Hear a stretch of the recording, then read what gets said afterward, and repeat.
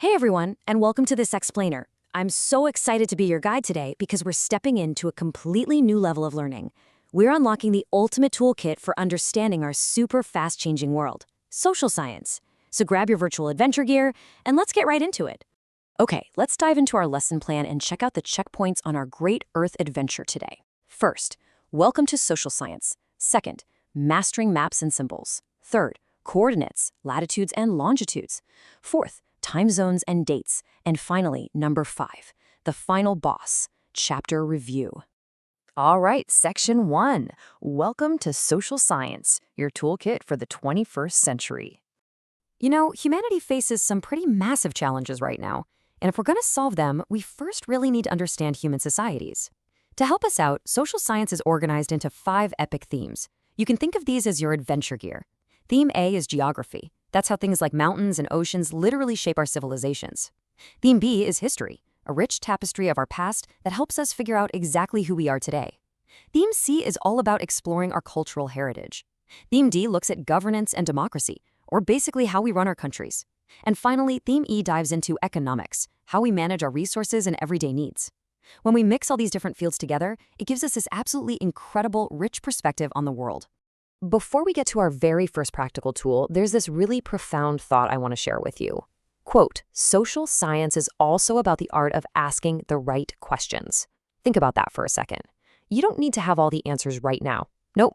Just asking the right questions like, hey, why was this road built? Or where exactly does the water in this lake come from? That's the very first step to finding answers and building a better future. So remember, social science is your toolkit and your curiosity. Asking questions is your #1 tool. Moving on to section 2, mastering maps and symbols, getting the lay of the land. Okay, so to really get the lay of the land, we use an atlas. An atlas is simply a book or a collection of maps. But what's totally mind-blowing about an atlas is its range. I mean, you turn one page and you could be looking at the tiny winding streets of a local village. You turn another page and whoa, you're staring at the entire planet Earth. Inside that atlas, you're generally going to run into 3 main types of maps. First, physical maps. These are all about nature, showing us mountains, vast oceans, and rivers. Then we have political maps. These are all about human borders, so they show countries, states, and cities. And finally, thematic maps. These focus on one specific kind of information. Like, you might see a map showing only the rainfall across India, or maybe a map highlighting different types of forests. But listen, no matter what kind of map you're looking at, you absolutely have to know the 3 secret codes to read it. Distance, direction, and symbols. Let's start with distance, which we handle using scale. Think about it for a second. How in the world do you squeeze a huge real-world area onto a tiny piece of paper? You use a scale. For example, just 1 little centimeter on your paper could represent 500 real-world meters. It's like shrinking the world down to fit right in your pocket. The second core component is direction. We're talking about the cardinal directions here: north, east, south, and west. Usually, north is pointing right up to the top of your map. And in between those main points, we have intermediate directions like northeast or southwest, which help us navigate with absolute pinpoint precision. Oh, and that third component? Symbols. Those are the little icons representing hospitals, rivers, or maybe railway lines, just so the map doesn't get a million times too cluttered. So, quick recap. Maps show physical, political, or thematic info using scale, direction, and symbols. Got it? Awesome. Let's jump into section 3. Coordinates, latitudes, and longitudes. Pinpointing exact locations.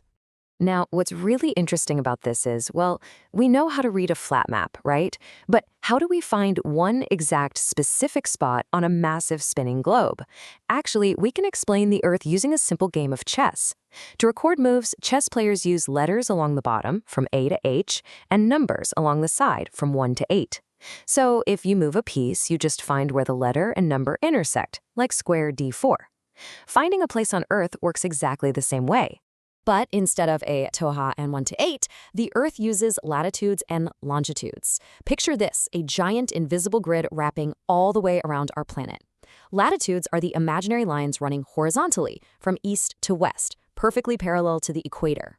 Longitudes, which are also called meridians, are the vertical lines running north to south, going directly from the North Pole all the way down to the South Pole. So, when a horizontal latitude line crosses a vertical longitude line, boom, you've got a coordinate. Let's take Delhi, for example. It sits roughly at 29 degrees north latitude and 77 degrees east longitude. By just knowing those two intersecting lines, you can pinpoint Delhi or literally any other city anywhere on the entire globe. It's that simple. To find any spot, just cross a horizontal latitude with a vertical longitude. Okay, let's move to section 4 and see how this builds. Time zones and dates, adding the dimension of time. So those vertical longitude lines we just talked about, they don't just mark location, they actually mark time. Get ready for a massive, incredibly important number, 15 degrees. Here's the math. The Earth is a sphere, which means it's 360 degrees all the way around, and it takes exactly 24 hours to do one full rotation. If you divide 360 by 24, you get 15. That means our planet rotates exactly 15 degrees every single hour.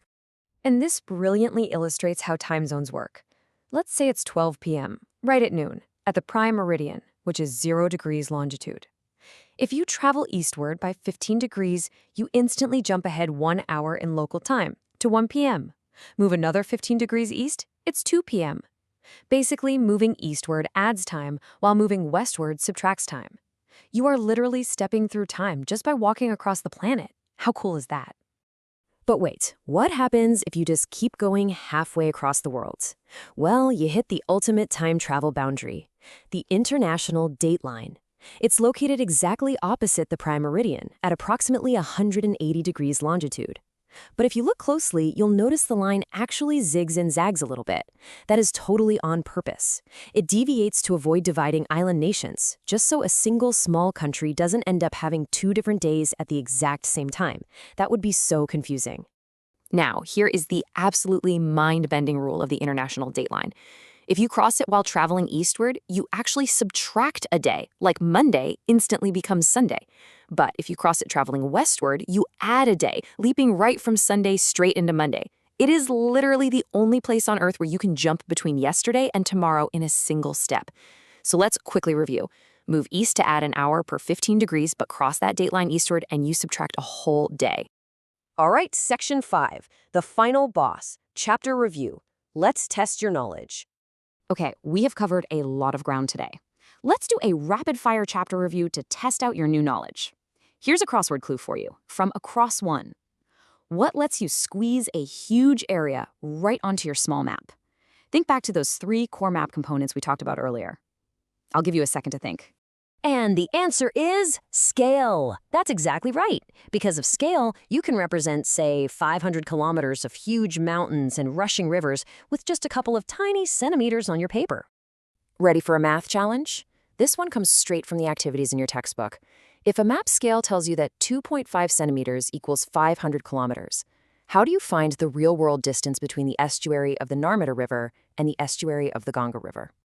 So, the crucial point here is you don't need to guess. You just grab a ruler and measure the distance between those 2 rivers directly on the map in centimeters. Once you have that measurement, you just use the scale ratio to multiply it out. The scale does all the heavy lifting for you, instantly translating your tiny map measurement into hundreds of kilometers. Easy, right? You guys absolutely crushed it today. You now know exactly how to read maps, how to use the giant grid of latitudes and longitudes, and how to navigate time zones. So I'm going to leave you with this final provocative question. If you can use these tools to find literally any coordinate on Earth, where is the very first place you would want to explore, and why? Open up an atlas today, find its coordinates, and let your very own Great Earth adventure begin. Thanks so much for joining me on this explainer, and remember, keep asking the right questions.